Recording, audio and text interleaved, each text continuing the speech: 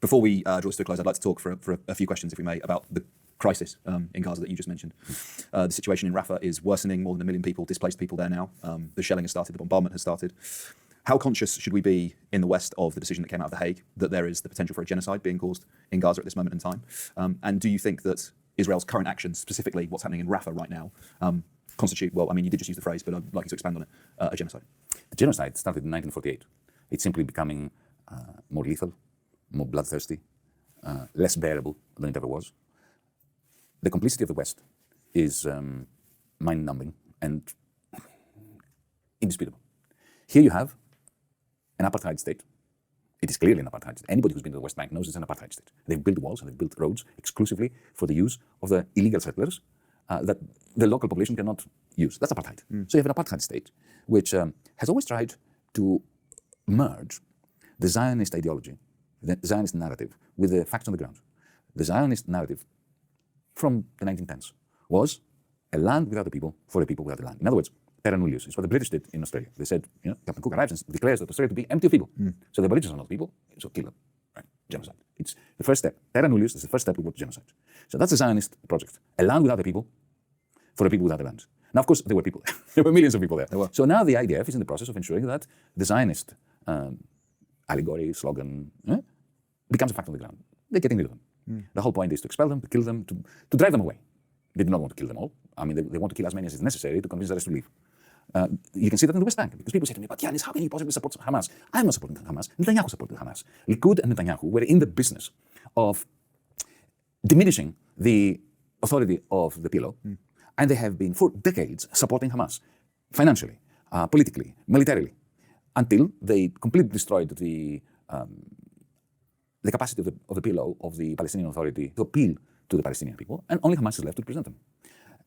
And in any case, let's say that we press a button and Hamas disappear. They just disappear. They're all convinced. They're brainwashed by some wonderful piece of artificial intelligence delivered by drones, to give up, to surrender. What happens in the West Bank? Hamas are not there. The ethnic cleansing, the genocide is continuing there. And of course, you can see that they just want the land, not to mention the natural gas deposits, which are off Gaza.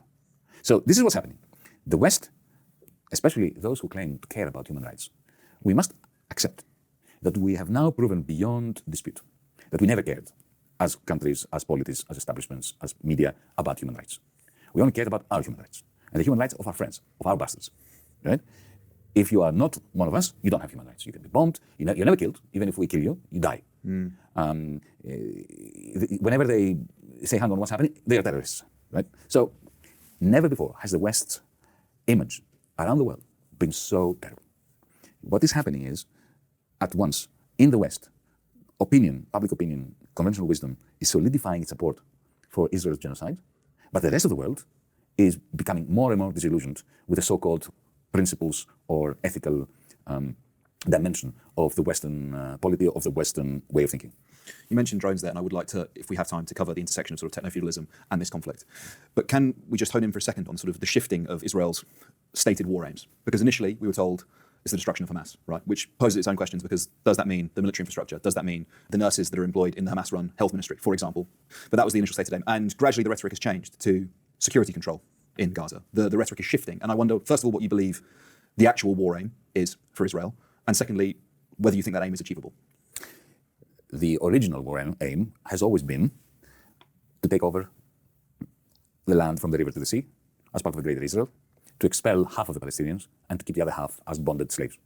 That was it. The original apartheid idea of the white supremacists, the Boers in South Africa. That's why we call it an apartheid state. That was always the case. Up until the 7th of October, that plan was working magnificently, because you and I were not even discussing Palestine, at least not to the extent that we are. Especially public opinion worldwide had accepted that it was over, that Israel had won, that the Palestinians in Gaza were fading. 60% of children before the 7th of October were malnourished. So the embargo was effectively killing them softly, slowly. And it was just a matter of time before the people living there would want to get out.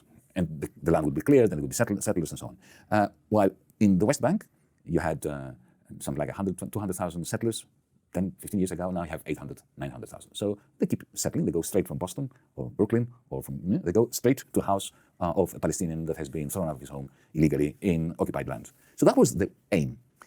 On the 7th of October, Hamas's actions shook the military establishment, the intelligence establishment in Israel, because they realized that they had not contained them to the extent that they had hoped they would.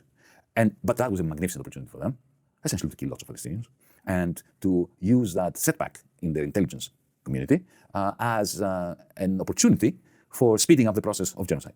That's what it is. And as far as Netanyahu is concerned, his war aim is that the war doesn't end. An endless war, because he knows that the moment it ends, he loses the prime ministership. And you have Biden, Scholz, Macron, Rishi Sunak supporting this war criminal. Therefore, they are war criminals themselves. I'm glad you mentioned the international leaders in connection to this, because I wanted to get your thoughts on how realistic international pressure is in possibly bringing about an end to this conflict. Whether that's... I don't see the international pressure. Where is it? Well, that's what I'm going to ask you. Where is it? You know, Mr. Borrell, the ridiculous supposed foreign minister of the European Union, the High Commissioner for Foreign Affairs, gave a speech for the first time which was critical of Israel. And he said that they've gone too far. They've gone too far in Gaza, right? And how can they kill these people? They are sending them the weapons, the bombs that are being dropped on Rafah as we speak. How dare he? How dare you, Mr. Borrell, ask such a question? You are arming the hands that are killing the Palestinians, and you have the audacity to question why is it that they are continuing to do it. You're giving them every reason to be doing it. You know, President Biden came the other day out and said something similar, that they've overdone it. If he orders today that the American army ceases to support through the satellite system, through delivery of armaments, spare parts for their planes, and of course these gigantic bombs that are being delivered daily to Israel by the American military, the war will end tomorrow. So if it was applied, international pressure could bring about an end to this conflict. Yesterday, we have ended. We are in the West responsible for the maiming and the killing of the children of Gaza today. We are responsible for it.